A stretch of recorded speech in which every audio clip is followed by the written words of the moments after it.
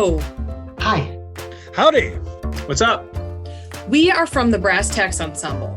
We are actors. Writers. Directors. We tend to wear a lot of hats. There are hats? I didn't get a hat. You didn't get a hat? Hats are the best. Can we hold off on the hats for just a second? We're here to talk about coffee. Ooh, coffee. Right, coffee. Coffee! Sorry. No, that was good. Excellent projection. Fantastic energy!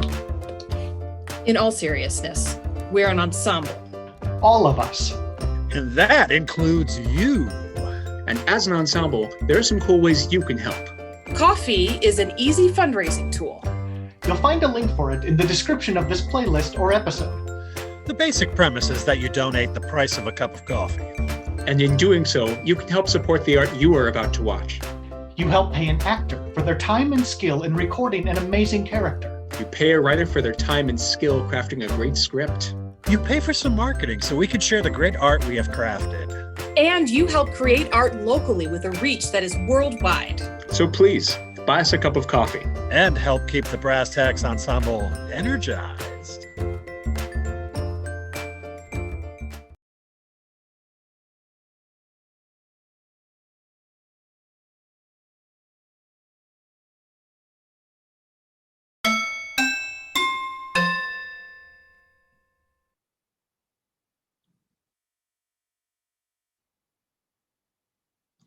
Oh, hello. Seems it's time for me to, well, do my thing for you. I've really enjoyed watching all of you, so I hope this is educational at least. Oh, my name is Gloria Lewis, coming at you from 146 Bucksmere Road. I won't tell you the apartment number, and I don't think I have to. You busybodies. I'm kidding. Anyway, I'm a retired accountant, and I would really prefer to see things done in the right order, in the right way. I have no power anymore, of course, to encourage these younger folks to handle money the way they should. So I'm going to take this opportunity to teach you the lost art of balancing a checkbook. It's actually much simpler than you would think, but it is very important. In order to do this, you should have your checkbook, which should always be kept with an up-to-date miniature ledger. You can get those free when you order fun checks for yourself from the bank. You will look at the funds you started with and subtract the funds you spent with checks. This is considered a debit and credit model. Debits are positive numbers and credits are negative numbers. But you should have a credit balance at the beginning, which may look like you have negative money, but it's not because they're credits. So you will debit the amount you spend from the credit balance, which means you subtract it. Actually, since it's a positive number, it's like you're adding it. So I subtract my debits and credit my account when I receive funds and check against my bank statement. And I should have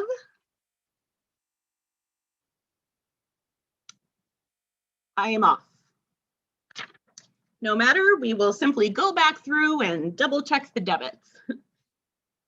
Oh, I'm sorry. Let me back up. First things first, they say, and I agree. I suppose the first thing you need is some money and a bank account. I do realize bank accounts are not to be taken for granted. Oh, you could make your very own bank account. Keep your money in an old graham cracker box in the back of a cabinet or in a drawer, as long as you know how much you have and keep track of what you take out and put in, and that the people you pay will accept a very, very personal check. It may be more secure or less secure than a bank. I suppose it depends on what you believe in. Anyway, so you have your bank account, you have your checkbook, your ledger, and a trusty ballpoint pen. I suppose you could use a pencil if you're worried you might make a mistake. Personally, I like to live on the edge, but we are going to triple check everything, so it will be correct by the end. Oh, you also need receipts for items that you paid for with a check. I located some before I started this video. Let's see where, oh, here we are. I wrote a check for $37.43 to support my nephew's school trip to the central offices. So we will put that receipt into a charity pile. Then the next one.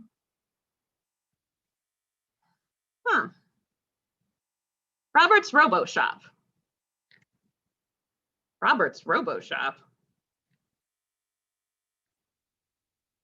I'm very sorry to become derailed like this, but I don't recall. Oh, this must be a receipt for a purchase made by my son, Angelo. I wasn't aware that he had used my checkbook, but he did leave me the receipt, which is most definitely an important part of the process. So, I suppose we'll need to make a pile for discretionary spending. I personally, myself, I don't have discretionary spending. Everything will fit into a neat category with me. Utilities, charity, clothing, food. I'm sorry. How is it that the son of an accountant becomes so very obsessed with a hobby that he completely neglects to keep track of his funds? Robots are wonderful.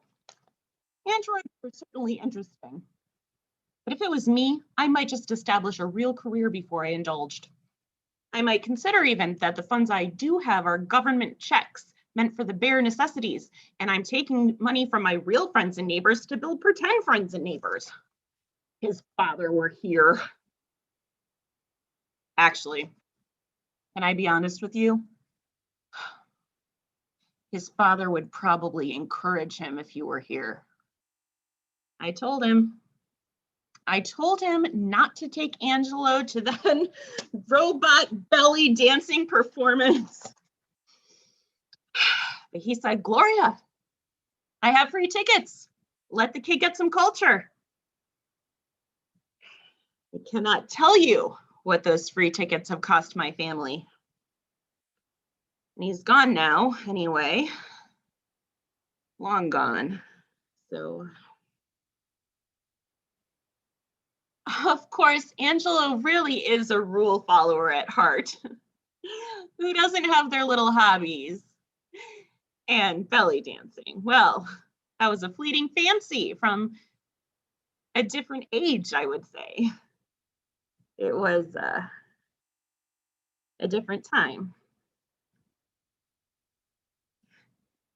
Anyway, I have just realized that I am out of time.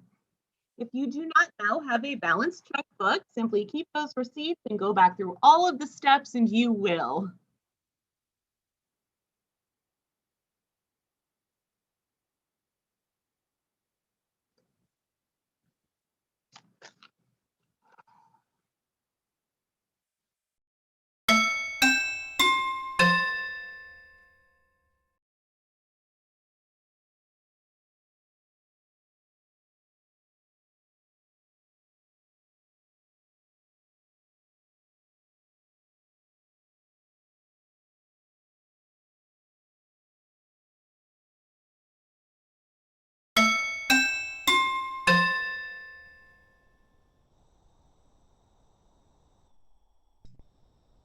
My name is Melinda Carpenter.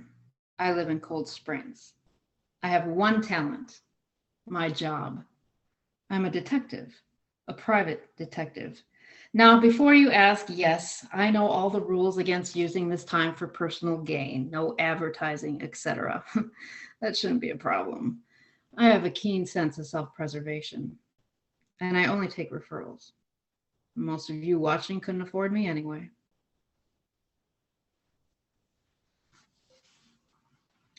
My husband is Charles Bonham.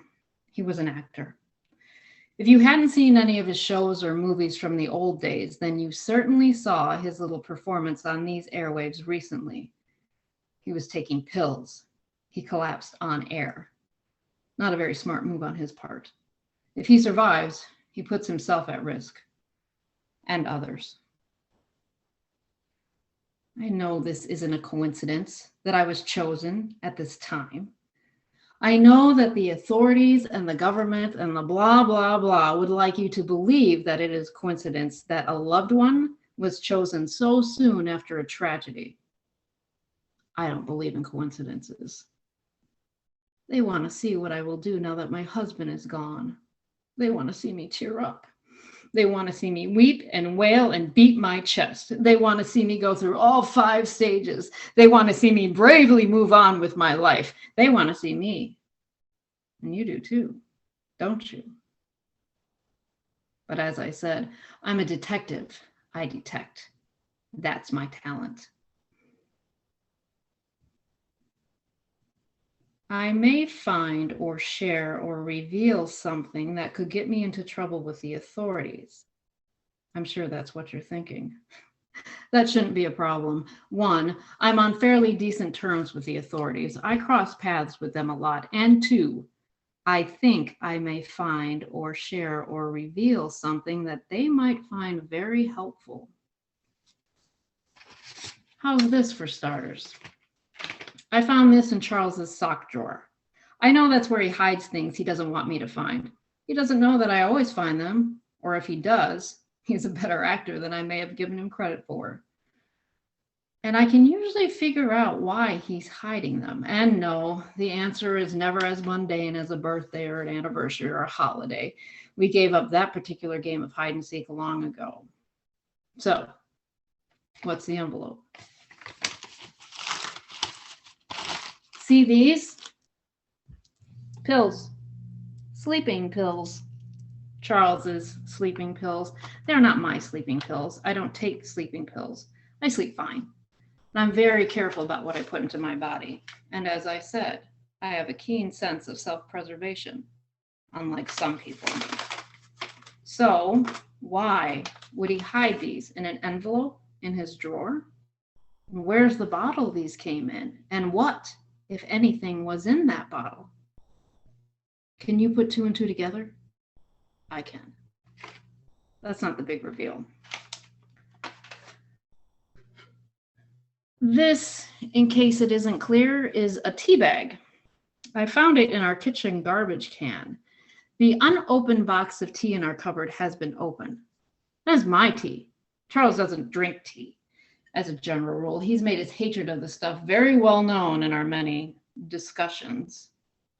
I haven't had any of this tea yet. We live alone, the 2 of us. Tea, in case you didn't know, is frequently used on film and on stage when alcohol is being consumed, and on television. You might be fooled into thinking someone is drinking alcohol when really he's drinking tea. Are you following this? Still not the big reveal.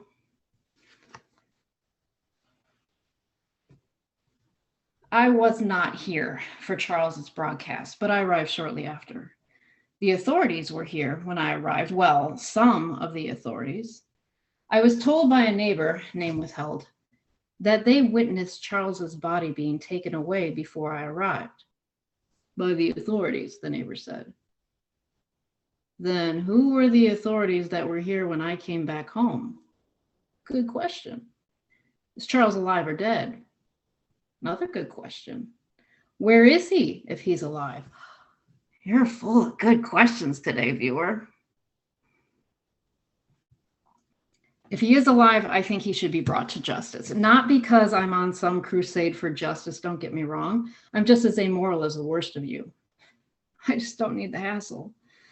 I don't need the authorities and the police and the government and everyone coming and clumping around here day and night like I know they do in some cases I've seen and heard of, and having them badgering me and interrogating me and possibly locking me up or something worse when I have a life to live and a job to do and a living to make. And because even though I was only responsible for one person in this world to take care of and who took care of me, there are other people out there who need the care and the compassion and the expertise I have to offer. And I don't appreciate being put in this predicament by anyone. You follow me? I don't have the time and I'm tired.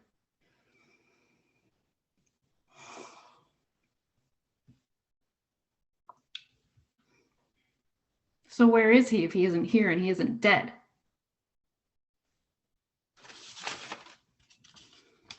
Found under the mattress. He must have been in a hurry. His handwriting is even worse than normal. Time for the big reveal.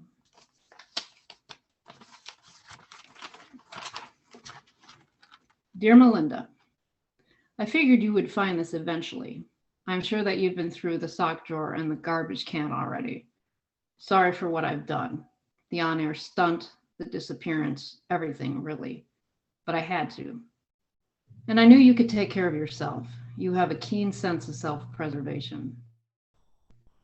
You're probably close to figuring out where I've gone on your own, but I thought I would tell you just in case you aren't.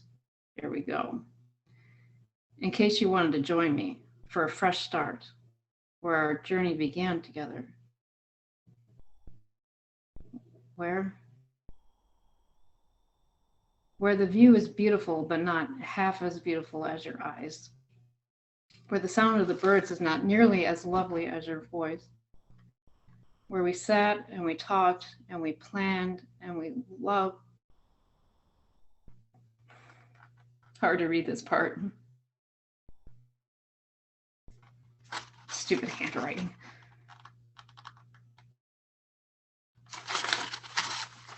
There is more to this case than I thought there would be, but there is one more thing that would cinch this whole thing for me. I just need to check the bedroom one more time.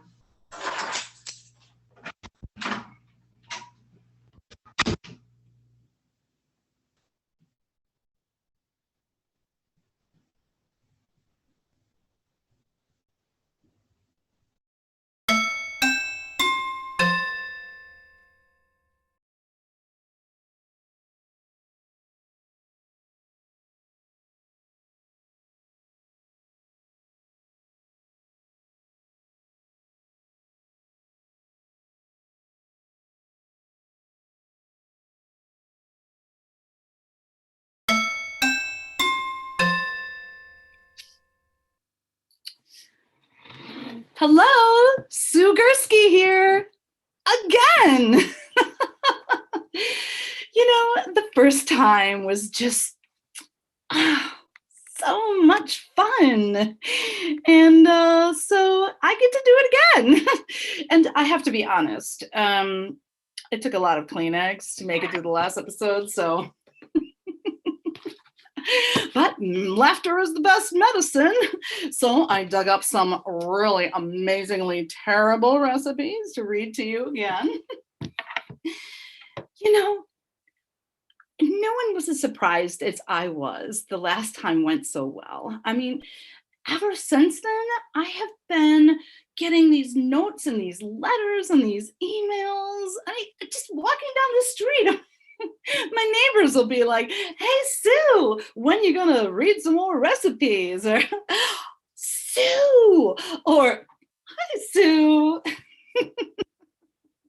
So let's not disappoint. Okay.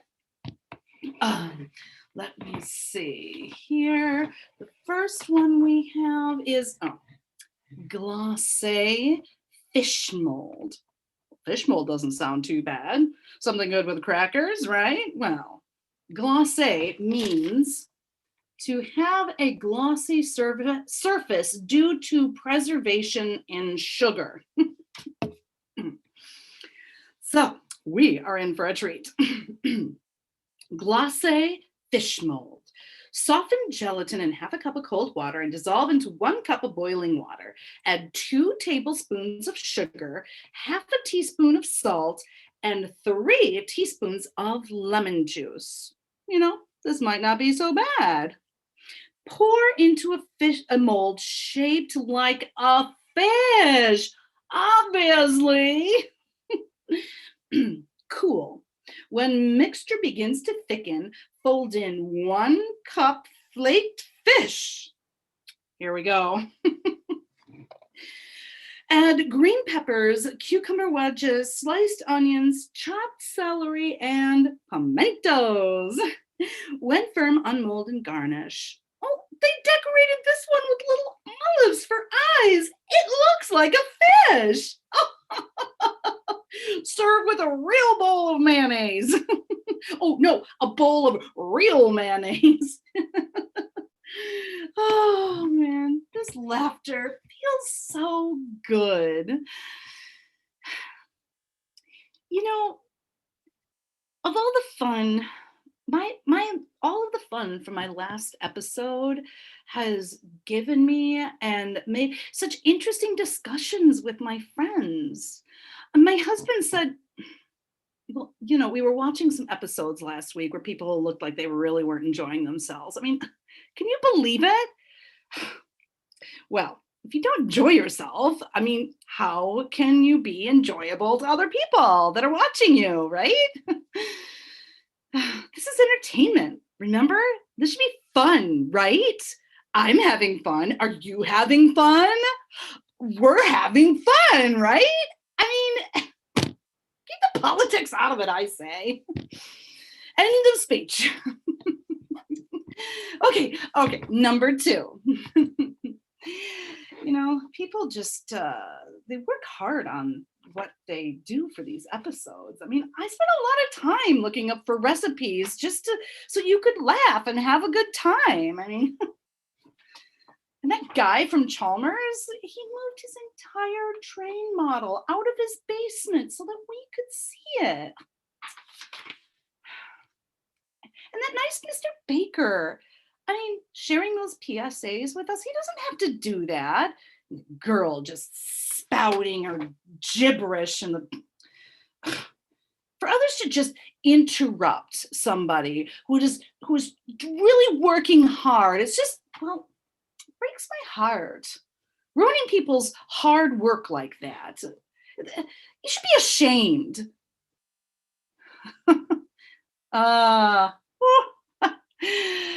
Okay. Look at me. Wasting our time when we could be having fun just because a couple of people are following the rules. Christmas candles, Christmas. Yes. You heard me. Christmas candles. Salad. We are going to have fun whether you like it or not. The only rebelling I'm interested in is the rebelling these chefs did when they wrote down these recipes. I mean, here we go, okay? Soften 1.5 cups of envelopes of unflavored gelatin in cold water. Heat 2 cups of cranberry juice to boiling. Add to gelatin to stir and dissolve. Pour into 8 small star-shaped molds. Chill until firm and unmold. Okay. Brace yourself. Here it comes. Cut out and remove a small circle from the center of each star, the same diameter as a banana.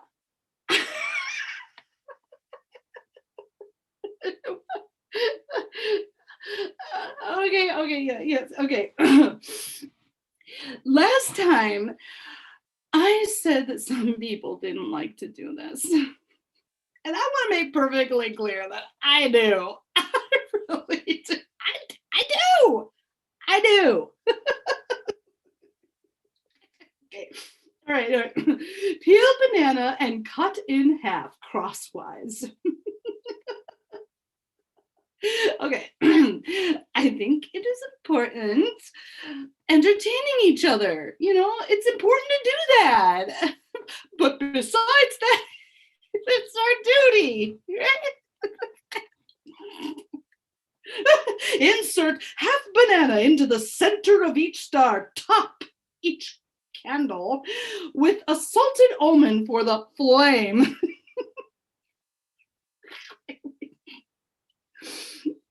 Add a little mayonnaise to look like melted candle wax. Okay. So there's a base, right? And then there's a banana. A banana. then mayonnaise.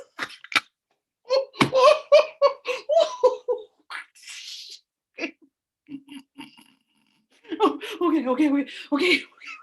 okay. Cut out and remove a small circle from the center of each transparent there's a banana. Inserts the half banana in the center of the diagram. Add a little mayonnaise. Oh no, it's done.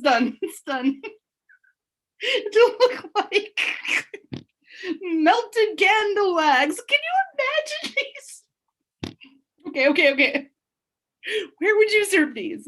Can you imagine going into Christmas, walking into a church on Christmas Eve and seeing this whole table full of phalluses? Merry Christmas! Harold, come on, come back here. Did you hear the part about mayonnaise? Mayo!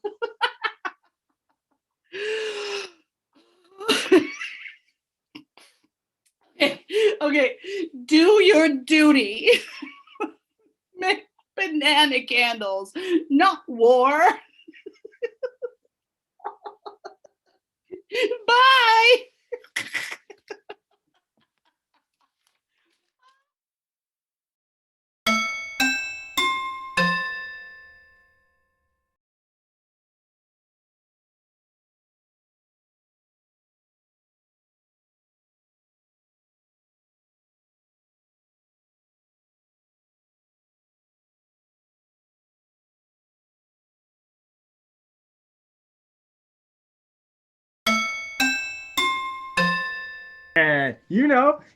Okay. Well, hey, when will she be on again? What do you mean? Oh, we don't get to know? Oh man, she was good. She should definitely be on again. Where was this? Where? No, I don't go in there. Oh, no wonder I've never seen it. Has anybody else done this? Have you done this? You did? Well, what'd you do? Seriously? Is that what everyone does? No, I mean, like, does everybody do something like that? Like talk about cliff diving or whatever? What was it? Pictures. Oh, you showed off pictures of cliff diving. Were you the one diving? Oh my God. Oh, there's a light. Is that me? Am I on? Oh, hi. Hello, world. My name is Antoine Shore. Welcome to my home. Yeah. ah. Mm. Mm. Shoreline. Buy yours today.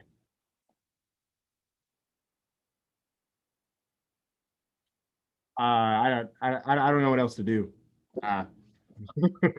I told you we should have planned this. Yes, I did. I said we should have planned it. Yes, I did. At dinner last night. Okay. Whoa. Okay. Hold on. Well, let's let them decide. Am I supposed to see them or? No, I've never watched this. Oh, so they can see me, but I can't see them. Oh, okay. Yeah. That's fine. So, I was at dinner last night, Le Veau Dansant, and I asked Vinny if well, yes, I did. I asked you. Okay. So, all right. I said to Vinny, I said, I have this really important thing tomorrow, and I want to get it right. And I know that you are all probably really interested in this, and I wanted to, give you something to enjoy. So, here I am. Let's see. What else? I had a really important day preparing for this show. Yeah, I did. And honestly, I woke up. Oh, You know, I was just thinking we had this planned, right? We had this planned in the books, right? And now all of a sudden we just had to plan it for this day, didn't we? Yeah, we just had to plan it this day, you know? I woke up really early this morning and I was pissed. The gardener, I had forgotten that the gardener had to re-landscape part of the yard today. So, I woke up to shovels, people outside talking, right? And machines. And this was not the morning that I was planning on. So I called in my team, right? And we all had to get ready so I could get the hell out of my own house. So I threw on this Frederick Clip polo and this jacket that SoundCloth gave me. Yeah, I promised him I'd wear it here. But honestly, I really like it. So I would have worn it anyway. And then a quick spritz of, Shoreline. Oh God. And then it was out the door to eggs for brunch. Ooh. Woo. So here I am. And we still have time. This is hard. Yeah. What? What do I do? Is that okay to talk about on here? Yeah, okay. Oh, okay. Yeah, sure.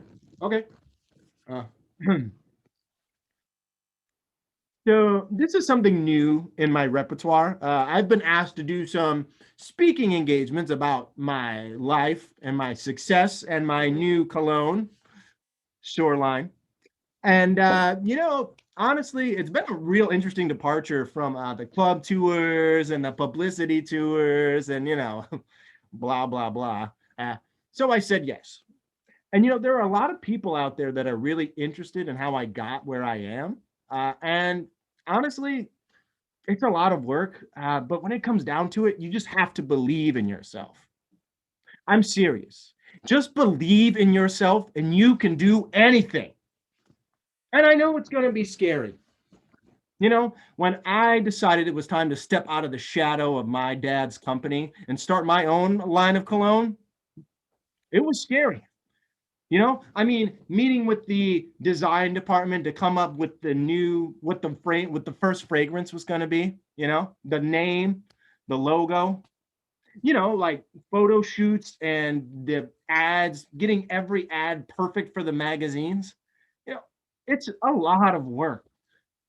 And we had these huge empty buildings. I think that's when it really hit me.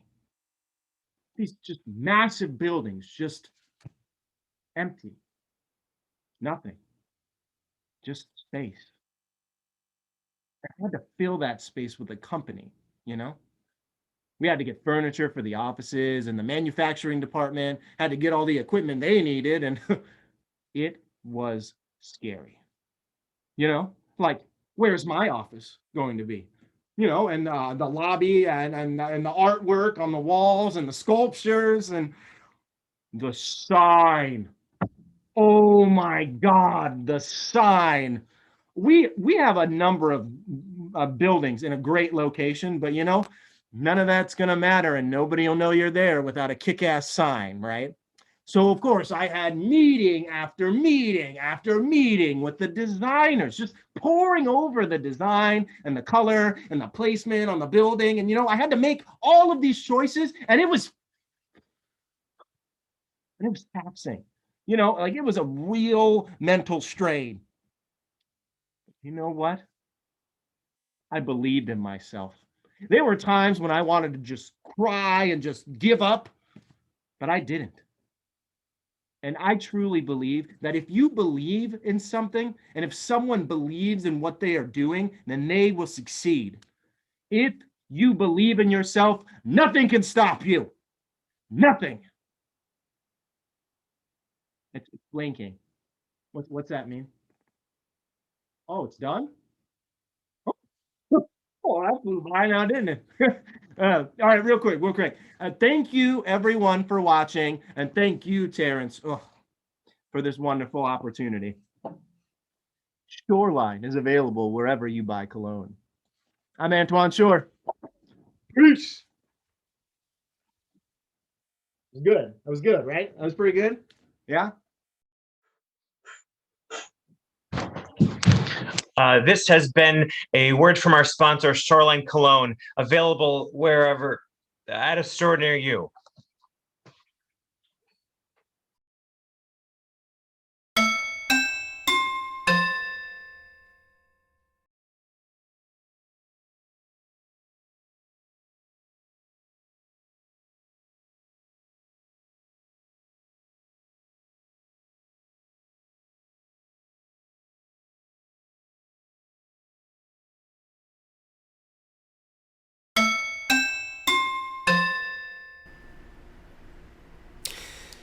This is Gregory Clark, Hill Street, Grand Oaks, and this is The Five. Welcome. I am thrilled beyond measure to be allowed to come to you again over these airwaves. Just a small note before we begin. I've made some slight changes to the show since our last episode, but I am hopeful that those little tweaks will not affect your enjoyment of the quiz. One of these tweaks will be the reintroduction of, wait for it, fan mail. I know that I haven't done that in a while. I don't know why I stopped, really, but I felt the urge, for some reason, to acknowledge and reconnect with my loyal supporters. And a hearty thanks to the Department of Broadcasting's Advisory Board for their many helpful suggestions. Here's how we do things. Segment 1 is where I will reveal the answers to last week's quiz. Segment 2 is where I will announce the winner of last week's quiz. Segment 3 is where I will read the promised fan mail. Segment 4 is where I will give the questions for this week's quiz. Segment 5 is where I will sign off, as they used to say. Oh. As you may remember, the category for last week's quiz was classic literature.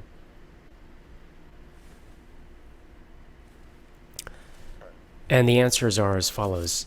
Question number 1 was on the Danish author Hans Christian Andersen, and the answer is bronze. The Little Mermaid statue in Copenhagen, dedicated to Hans Christian Andersen, is composed of bronze. Question number 2 is on Shakespeare, and the answer is 2,156.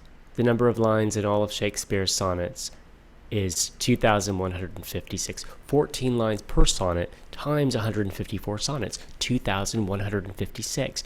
That's a lot. Question number 3 was on Dante, and the answer is concentric. The geometric term for Dante's version of hell is the first volume of his Divine Comedy, the Inferno, is concentric. Question number 4 was on James Joyce, and the answer is Eumaeus. The antepenultimate episode of James Joyce's Ulysses is Eumaeus. Question number 5 was on Moliere, and the answer is the imaginary invalid. The hypochondriac is also acceptable because I'm feeling generous. Segment 2, last week's winner.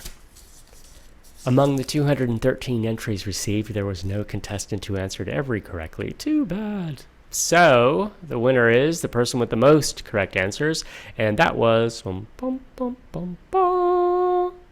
Wanda Young of Huntsburg, who answered 1 correctly. Congratulations, Wanda.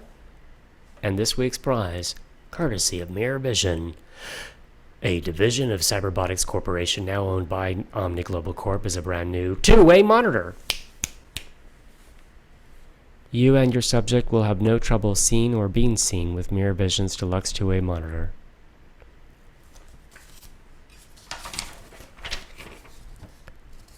Segment 3, fan mail. Chosen at random. I haven't had time to edit this. Don't know where the time went. So you keep it clean. This comes from Amanda Densmore in the Flats. Dear Mr. Clark, Gregory, please no need for formality. I have been a devotee of your program since its premiere, those many months ago. I find it a refreshing intellectual stimulant par excellence. We have, parenthetically, had a serendipitous encounter in the past. The gist: my husband and boyfriend and I were attending a student function at the university he was attending. You were the MC cum disc jockey. Your nascent facility, the trivial, was in full effect even then, as you supplemented the entertainment with riddles and puzzlers that, well, and thoroughly teased the brains of those present. The thrill it was for me to match wits with the true master. In particular, the item regarding the evening star of Greek mythology. Evening star. Vespers. It's because I'm an aficionado of your program that I write to you now. I was worried, as I am sure so many of your devoted followers are, to hear the news of your alleged encounter with the authorities. I hope that you were not guilty of anything untoward, and if you are reading this on the air, it means that you have, as it were, conducted yourself in a satisfactory manner. Please watch how you behave, Mr. Clark, especially when on the air. It would be a sad day if we lost that service that you bring to us. I remain one of your staunchest admirers. Amanda Densmore. Thank you, Amanda. I regret that the encounter was not... As for the other encounter, the authorities, I'm not even sure what you mean. But thanks again. Moving on.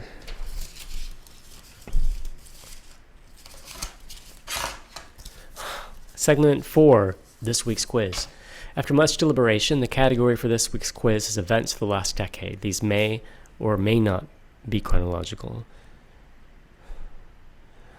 I'm sorry, I have an odd sense of deja vu. And in reference to the tweaks that have been made since our last episode, the questions will be in a multiple choice format. Answers may be submitted to G. Clark at Omni Global Mail Key. And now, the 5. Question number 1. The popular sport of Roxy Ball is so called because A, it was named after its inventor, Joseph Roxy. B, it made its debut in the now defunct Roxy Theater. Or C, it was originally played with rock-like projectiles.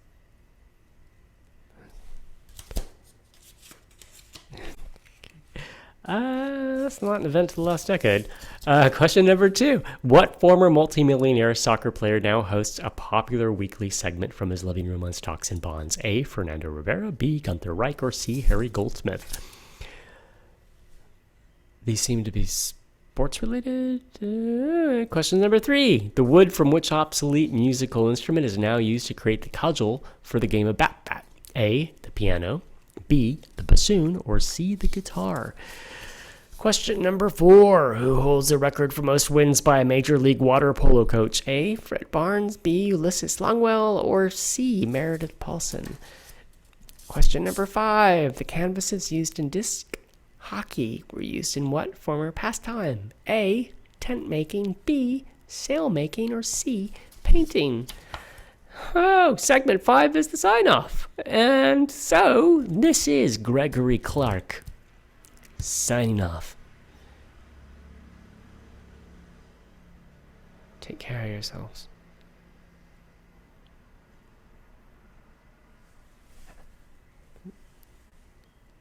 Vespers.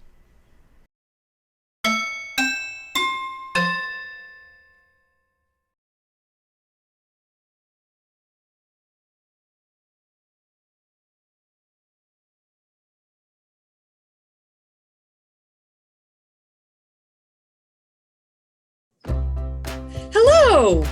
Hi. Howdy. What's up? We are from the Brass Tacks Ensemble. We are actors. Writers. Directors. We tend to wear a lot of hats. There are hats? I didn't get a hat. You didn't get a hat? Hats are the best. Can we hold off on the hats for just a second? We're here to talk about coffee. Ooh, coffee. Right, coffee. Coffee! Sorry. No, that was good. Excellent projection. Fantastic energy! In all seriousness, we're an ensemble. all of us. And that includes you. And as an ensemble, there are some cool ways you can help. Coffee is an easy fundraising tool. You'll find a link for it in the description of this playlist or episode. The basic premise is that you donate the price of a cup of coffee. And in doing so, you can help support the art you are about to watch. You help pay an actor for their time and skill in recording an amazing character. You pay a writer for their time and skill crafting a great script. You pay for some marketing so we can share the great art we have crafted. And you help create art locally with a reach that is worldwide. So please, buy us a cup of coffee. And help keep the Brass Tacks Ensemble energized.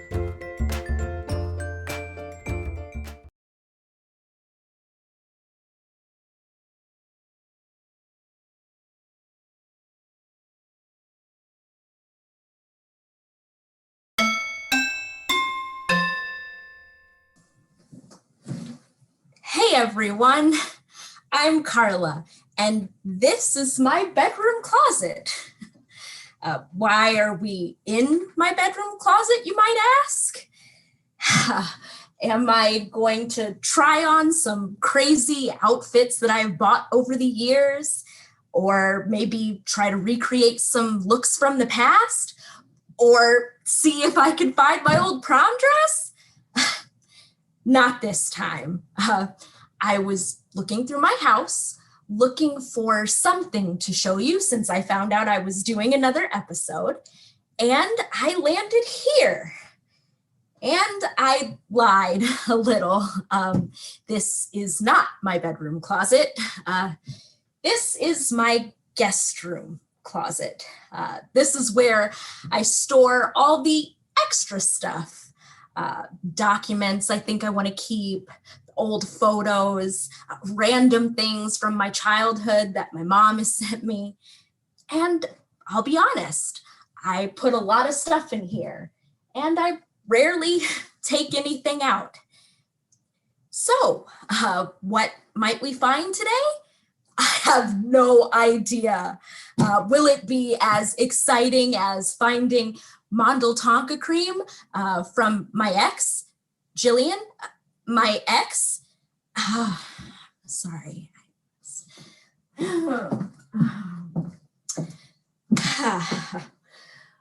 Who knows what we'll find? Let's plunge in, shall we? Okay. Let's see, this one first. Oh, what do we have here? Oh my God, did I do these? Mom, how long have you kept this? Let's see. Oh, look, it's me. And that's probably our old house. And is that a dog? It looks like a cow or a table. Pepper was a good dog. Pepper, that was her name. Our dog. I remember Pepper.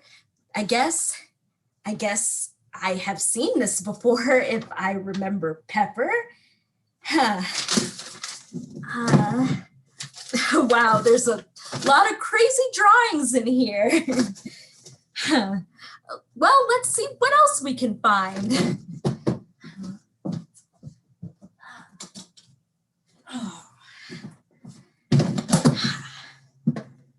Oh no, photos. Remember photos? Why do I have so many? Here's one that, oh, I remember this. Oh, that was such a fun day. Oh, we had just finished giving our presentations for class and went out for drinks. I was so relieved. There's Guy. Guy, 2 first names Marshall. Oh, I wonder what other crazy things we could find.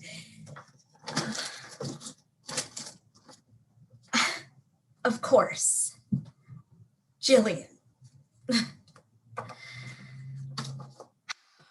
I'm sorry, this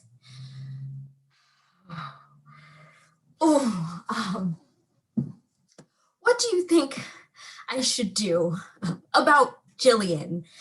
I mean, we broke up, and maybe for good reason, but she keeps popping up in my life. What do you think? That birthday gift, the Mondel Tonka cream, that was actually really sweet, even if she did hide it and never give it to me. And apparently I held on to this photo, and there are more photos. I mean, probably. There are probably more photos. What do you think I should do? I know. We could make this, I forgot the word. Those books, like where you can vote on what I should do. With Jillian. Doesn't that sound fun? You could email your vote for what you think. We have an email address. I mean, I could make an email address that's like, what does Carla do at, no, wait. What would Carla, an email address like, shoot. What should Carla do at Omni Global?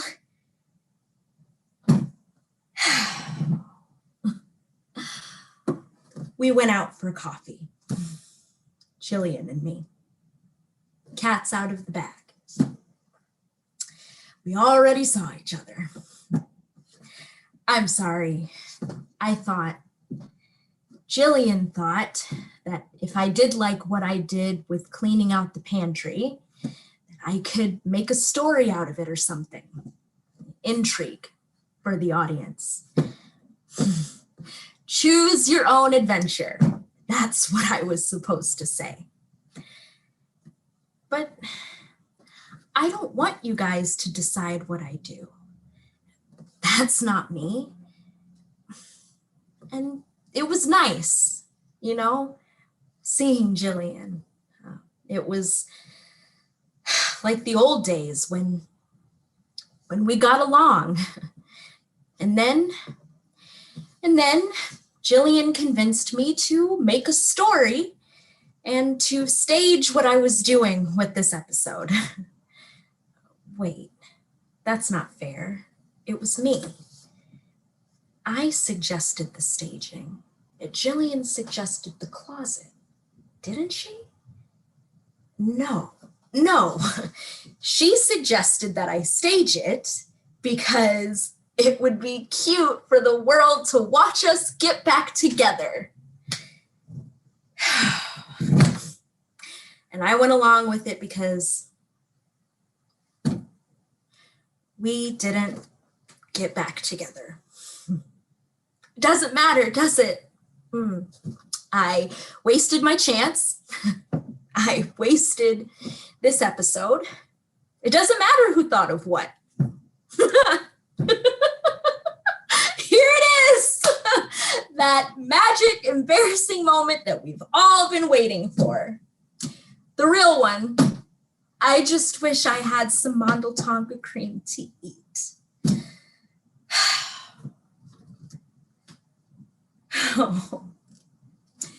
This is what I want to talk about. Friends like these. Friends that will go out and celebrate after doing a kick-ass presentation and will laugh with you. Friends, I'm calling you. All of you. Oh, yay! Oh, that's what's important. This awesome picture of awesome people. Let's see here. I know you're in here. Aha!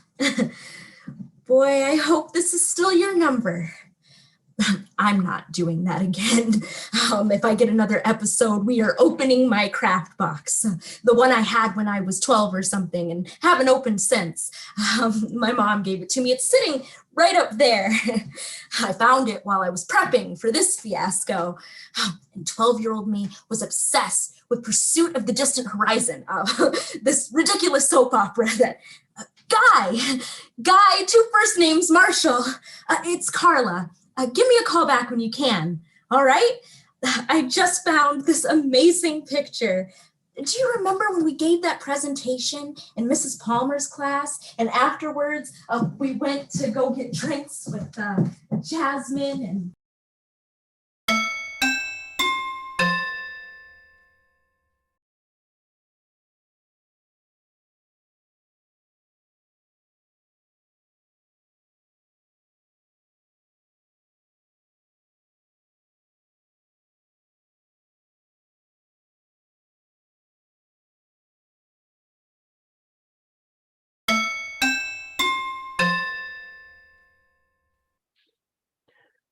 Hello, this is Terrance Baker, Secretary of Broadcasting for Regions 21, 22, and 23. And Region 20. Regions 20, 21, 22, and 23. Normally at this time, I would be delivering an incident report to you all, detailing the, frankly, illegal actions of your fellow citizens while they were on the air. Actions that we, of course, were all witness to, and the consequences of those actions. While there have been a number of these incidents since I spoke to you last, I have decided to address what happened recently, under my watch. That is to say, the illicit transmission that interrupted one of our public service announcements. This transmission featured a person reciting a piece from an old play by him, the bird or board of Avon or whatever. And while we can all acknowledge that these plays existed, history is history after all, we do not have to accept or condone their existence in our present day. We shouldn't. The law of the land, that is the law of the land. I need not remind you. They are in the book that our leaders, our illustrious leaders, have given us. We all have copies, either physical or virtual. At any rate, many of you were perturbed, to say the least, by this woman spouting her seeming gibberish. And well, you should have been. We are, after all, dedicated to the eradication of that kind of, dare I say it, art, especially anything created by him or his sort. At any rate, I appreciate your concern, dedicated citizens, you must continue to have faith in your government, that we wouldn't go against our stated purpose, and we would not tolerate anything that would go against that stated purpose from others. Have faith in your leaders. I do. I certainly do. So, that was all a preamble to this. The woman spouting her seeming gibberish, she was part of a brand new public service PSA that we were developing here at the Department of Broadcasting. We're developing, it hadn't been completed, about the dangers of participating in the arts, what it would lead to, someone who took a wrong turn. But there was an error in transmission, and thus, well, what you witnessed was, in fact, not what you witnessed. Just an error. Nothing more. And to prove it, here's proof that we, in fact, haven't lost control. Roll it.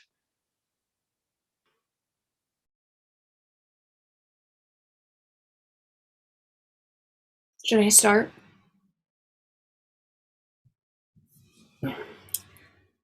My name is Deborah Copeland. I don't know where to begin. I guess all I can really do is tell you my story and hope that I'm making a difference in this world. The last thing I would want to do is add to the anxiety of the people in our community.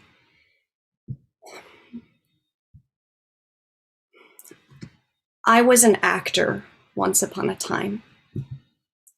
Not anyone you would know, you know. I mean, I made money at it, but I wasn't on TV or anything. A couple of times I was, but really I don't think that commercials and walk-ons count, am I right? But I was an actress on the stage. I admit it. The point I'm trying to drive home to you is that citizens, that the community that we live in wouldn't know me. I did all kinds of stuff on stage.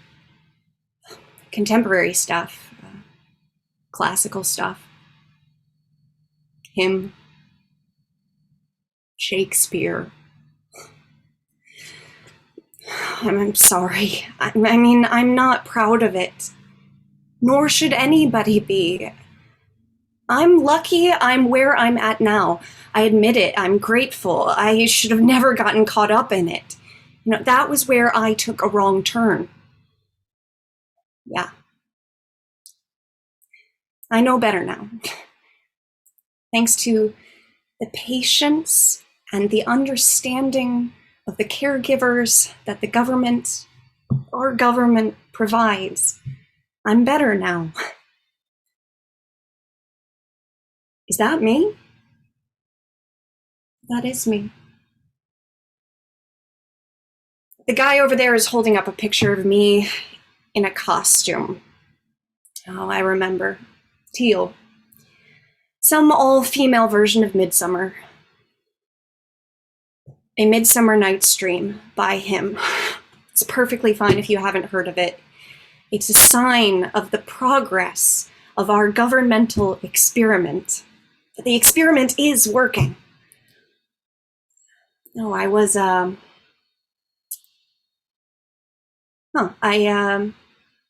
don't remember his name now.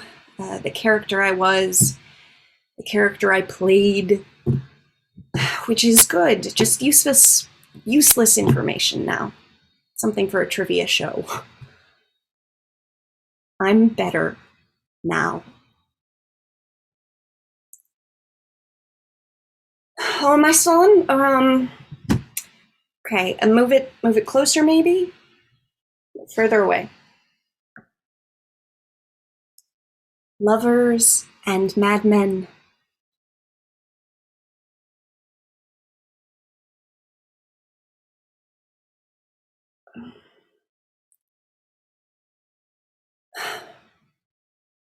I can't believe I remember that. What kind of sense does that make? Offensive. Stupid. But I'm glad I've moved on. There's so much more to life now. You know, so much more. None of that elitist artist stuff, but stuff that I can really relate to on a personal level. And watching all these people on the monitor, ordinary people doing ordinary things, being real, you know, there's so much more to life now, right?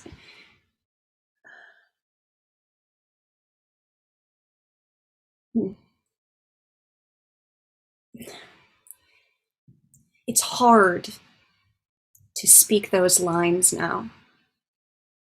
I can't decide if I want to laugh or throw up. Hard to believe that people really used to do that stuff on a stage in front of people. Who does that? Not me. Not anymore. There is so much more to living than that stuff. Thank God.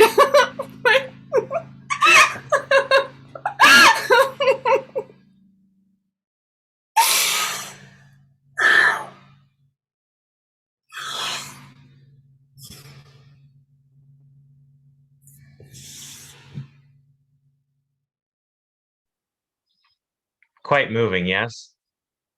Do you know why? Because it's real. That's not an actor. That's a real person. fighting real demons. Real. I can't stress that enough. I want you to understand that.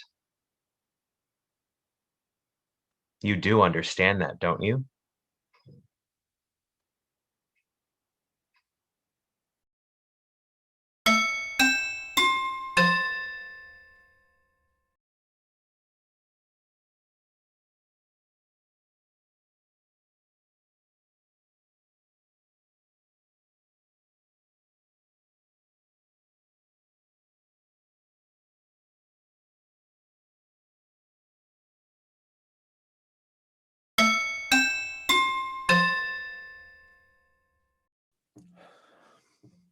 Hey, it's on. You demanded, they listened, and now Wiley is back with more advice on the fly. My real name, my real address is Wiley Marion, 138 Wildwood Court, number 3, in Thompsonville. If you see or hear something on this show you like, come on, stop by for breakfast. If you see or hear something you don't, come on, stop by for breakfast, and then we'll fight, and you'll lose. Either way, you get a free breakfast. And say it with me, that's the best deal you can get. These are all the requests I got since last time. I want to thank everybody who stopped by my desk at work or the bucket outside my building to submit their deepest woes for close scrutiny on live camera. I promise that I will get to every one of these that I actually read, and I will read every one that I pull. To protect the innocent, guilty, and in between, I ask everyone to submit a nom de guerre. This week's theme: epic fantasy adventure, blank of the blank blank. Our first guest is Terrance of the Silver Gleamed Axe Shaft. Yes, Terrance of the Silver Gleamed Axe Shaft. What's up, Wiley? I wrote a novel, but haven't shown it to anyone. I got selected to do a show, and I really want to read some of it live. However, I'm really afraid of what happens if everyone hates it. I wouldn't even want to go out in public. Should I just play the flute instead? What's up, Terrance of the Silver Gleamed Axe Shaft? Why don't we shorten that to Terrance the Flautist? You, my friend, are a flautist at heart. If you've got a plan B, you're going to use it. Prove me wrong. Next up.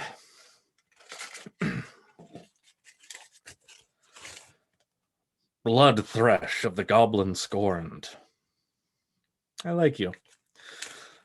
Dear Wiley, my fiancé has been reassigned to work for me, but the company doesn't know we're together. Are we taking too big a risk? Should we just break up for a few months until one of us can quit? Whoa, Blood Thresh. You're adding like so many variables onto this thing. You've got this weird matrix where like one or both of you keeps one or both of your jobs versus staying together versus splitting up.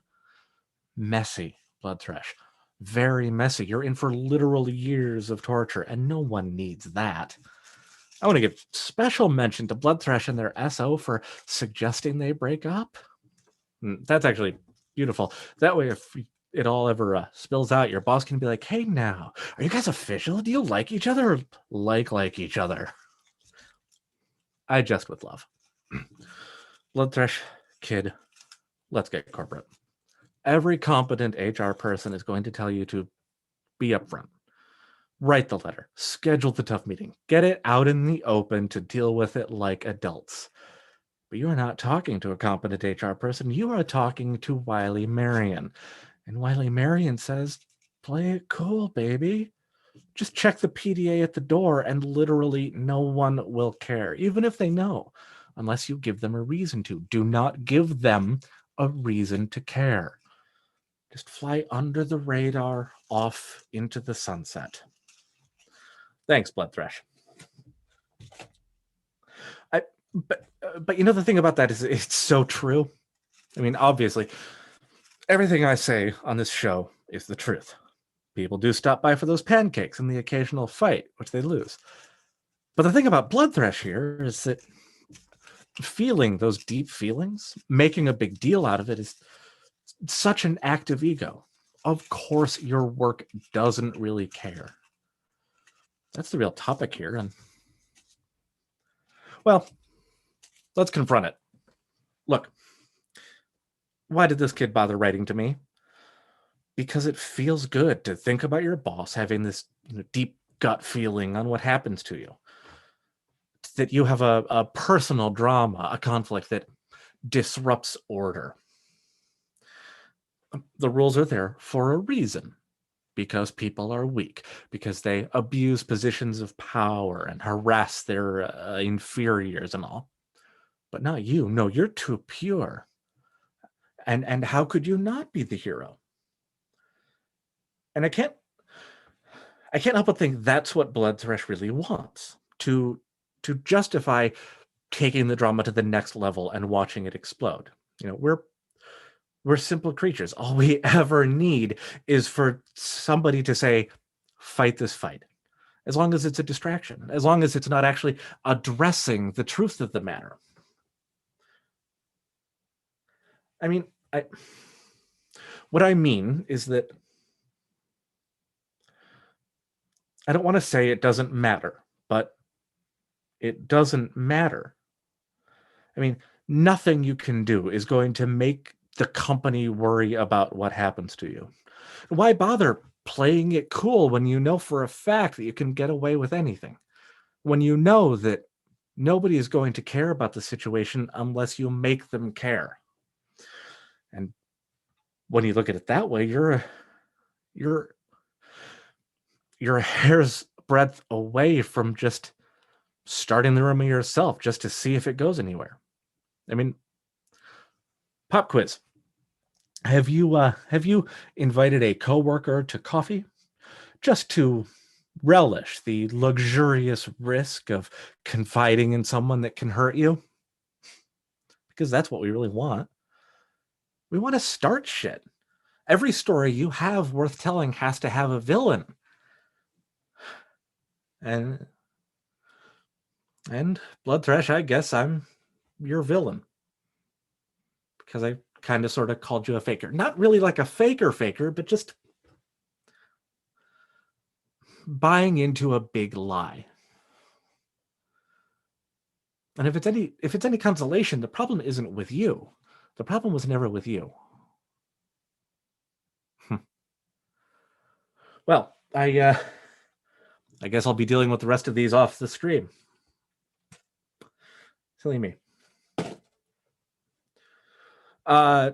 Fake names next go around are your favorite frozen lunch meat from the supermarket. You know the drill. Real name, real address. Wiley Marion, number 138, Wildwood Court, number 3, in Thompsonville. If you saw or heard anything on this show you liked, come on, stop by for breakfast. If you saw or heard anything you didn't, stop by for breakfast. Then we'll fight, and you'll lose. Either way, you get a free breakfast, and that's the best deal you can get.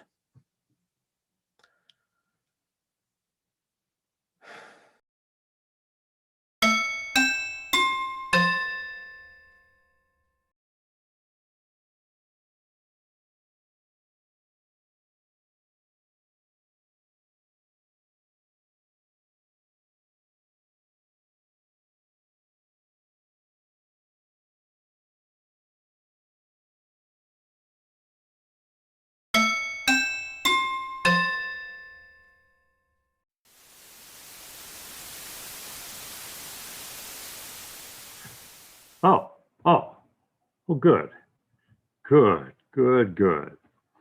Here I am.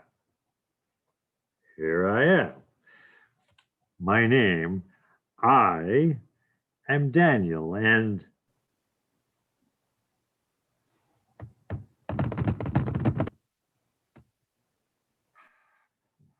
well, as I said, I am Daniel. Who are you? Are you sure? What if you weren't? What if you weren't? What if you were walking down the street and you ran into yourself? What would you do? Not a twin. Let's say you don't have a twin. Not even a hypothetical long-lost twin scenario. This isn't that. And that's not what happened. What if you were walking down the street, having a typical Tuesday afternoon, and you were suddenly face to face with yourself? Same features, same voice, same sense of style, same mannerisms. It's you, but it's not you, because you are you, right? Right? What would you do? What would you do? Okay. A visual aid. This is a good visual aid. Okay, this is a pothos plant. We all have them in our houses, probably. And these are what we biologists call nodes. Well, everybody calls them nodes. There's no other word for them. Anyway, nodes are places on plants that can grow roots whenever the conditions are right. So if I want another pothos plant, I cut one of these stems so that I get a leaf and a node. And then I put it in water. And then I wait. And after a few weeks, roots start to grow from that node. And now I can plant my pothos. But, and this is the important part, is it a new pothos? A new plant? Maybe. But a new pothos? It wasn't created from the material of this old plant. It is this old plant. It's not like mommy pothos and daddy pothos got it on and their genetic material created a new pothos, a mix of the two. No, that's not what happened. This pothos is literally a piece of this pothos. So, are they different beings? Aren't they the same plant? Now growing in two places, the same cells, the same life experiences that brought them to this point. Just because I cut off a piece of that plant, does it make it a new entity? Or are they the same? Are they the same in two places now? The same being. Oh.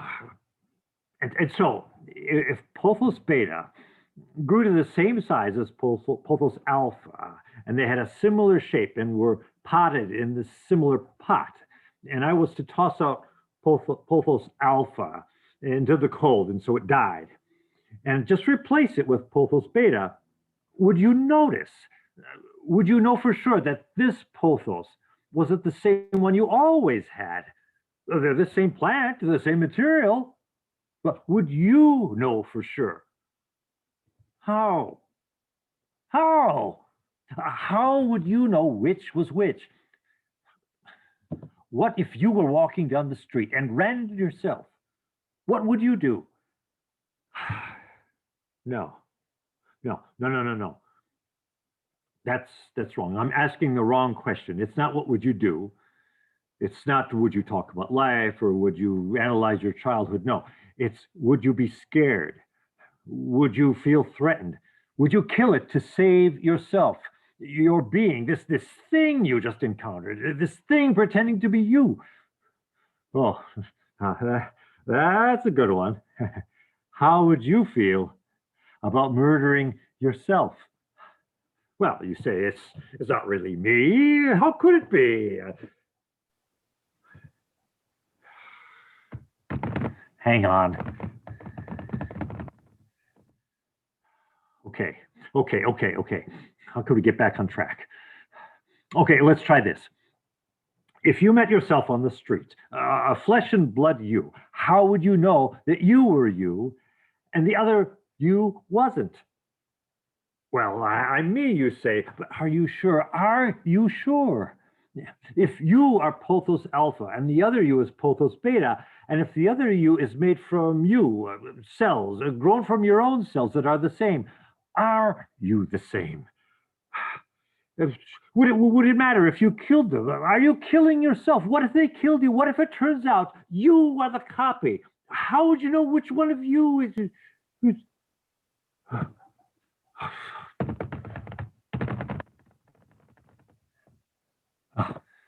Oh, there we are. That's it. Then I have to go. But well, let's try this one more time. What if you were walking down the street and you met yourself? What would you do? I am Daniel. And the same with the other flap. Up, under, and out to the left. Now, fold down the right flap to make the head, like this. Now, fold out the wings, and we did it. Look. One origami crane, just like my grandfather used to make for me when I was a kid. So cool. And don't worry if yours isn't perfect. Just like writing that report or making that presentation, origami takes time to learn to get the folds perfect. But once you do, everyone will marvel at your skill. Until then, well, you have lots of paper, so if you mess up, just make a new one. Okay. Looks like we're all done, okay? I'm Daniel.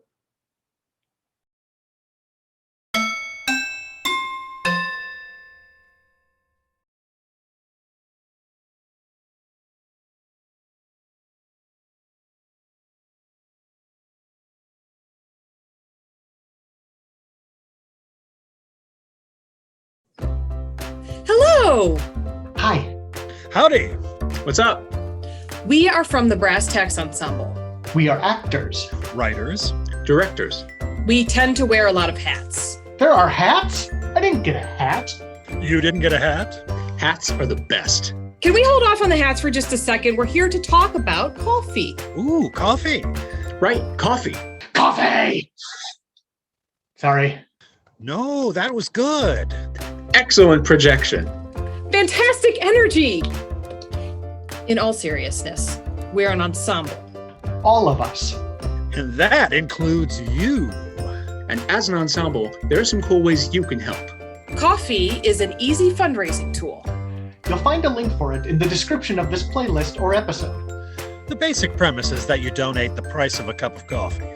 And in doing so, you can help support the art you are about to watch.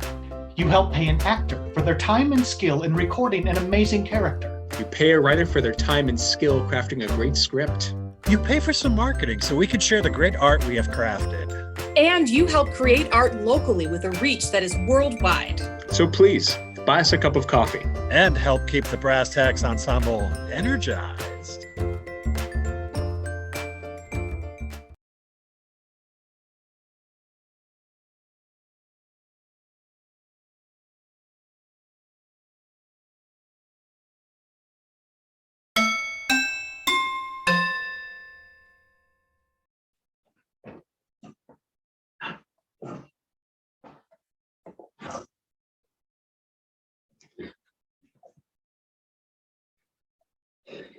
Hi, I'm Anna Fogelsmith. I live in Redwood Court. I work for the district. I work from home, remote. I actually kind of have two jobs and have to prepare them both pretty much from this apartment. And I haven't really had time to prepare some kind of entertaining story or bust out a song or anything. That's just not going to happen. Instead, I was thinking I could try something I've wanted to do for a while. I'm going to go on a date with you. How are we going to go on a date? Well, you're going to have to talk back to your screen. Unfortunately, I can't hear you very well, so I'm going to have to make some assumptions. It's okay. I bet you're nice. So, one sec, and I'll meet you.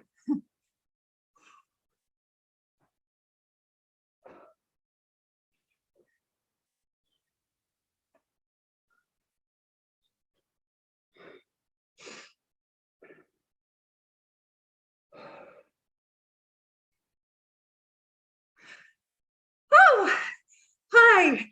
it must be you. I'm Anna. It's so nice to meet you. Look, I brought you flowers. A whole bouquet. I picked them myself. I'll just set these here while we talk. Oh, remember to put them in water when you get home and cut their stems at an angle. The purple one really sets off your eyes. You're welcome. You know, call me silly, call me old-fashioned. Flowers are a must for first dates. They set the tone. Do you think it's too much? Cook them? No, you're not supposed to do that. They're not food flowers. They're just nice. You put them in your house? Wait, was that supposed to be a joke? Oh, pardon me. I just take everyone literally. Like once, I was told that I would be arrested and imprisoned for life for trying to buy this old book. And I got so scared. But it turned out to be an exaggeration, just kind of like a figure of speech, or like a warning that goes too far, like telling kids that if they don't eat their vegetables, they'll never grow up and they'll die a child. So, you know, don't joke with me that way. Do you promise not to? All right, but I have my eye on you, you know. I'm gonna have to watch you very closely. Oh, you have a gift for me too. Wow, and only on our first date. Well, I do suppose it's fair. Both of us giving, exchanging. What is it? Thank you. I'll unwrap it now. Oh, this is a really lovely hairbrush. Thank you for this hairbrush. I needed new self-care supplies. Wait, is this a new hairbrush? It looks old, like it might be some kind of antique. This handle is very charming in its way. It's a classic wood hairbrush handle. There are even classic hairs still stuck in it. Oh, this might have belonged to all kinds of people. If we had the technology, we could trace every person who's ever used it and their families.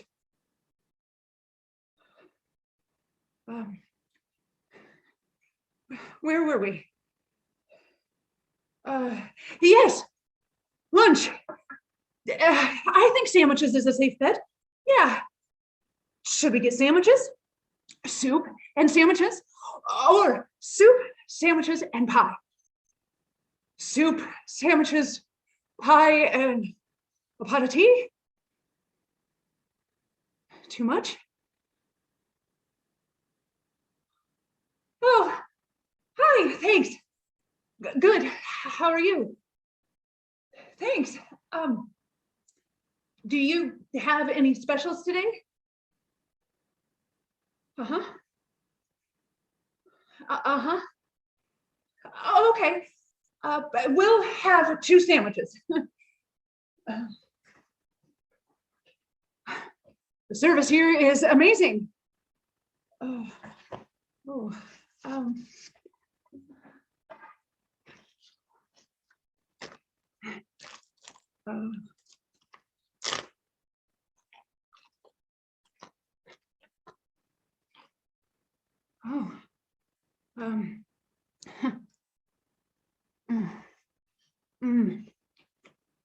Oh, chicken curry and onion sandwiches are my absolute favorite.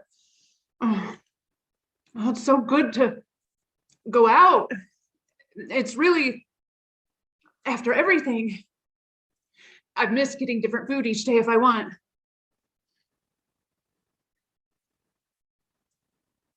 So, what do you do?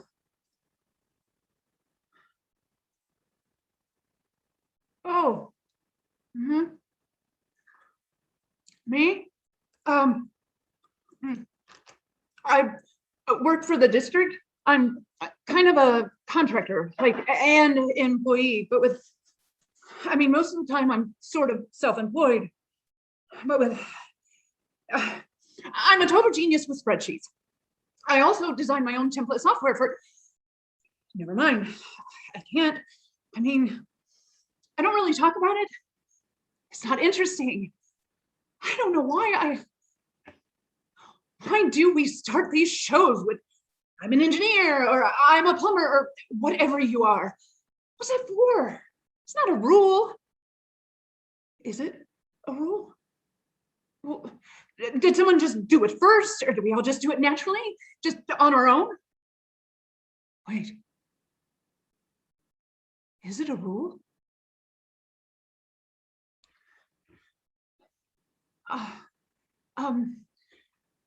Never mind what I was saying about all that. So what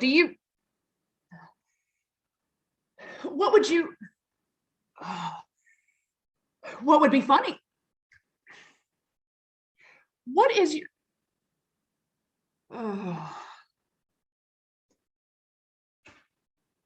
Hi, I'm back. Maybe I'll just eat the rest of this sandwich.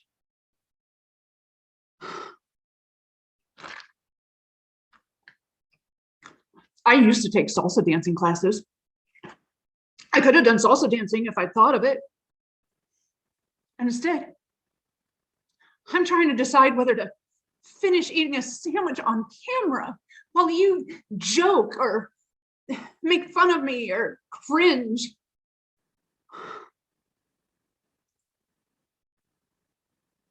I wonder if I asked you whether it'd be more entertaining to salsa dance or watch me eat a sandwich, how would you choose?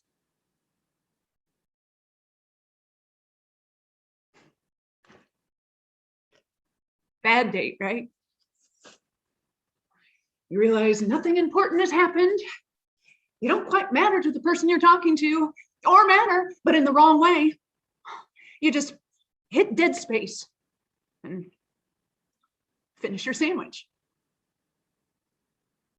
And wait.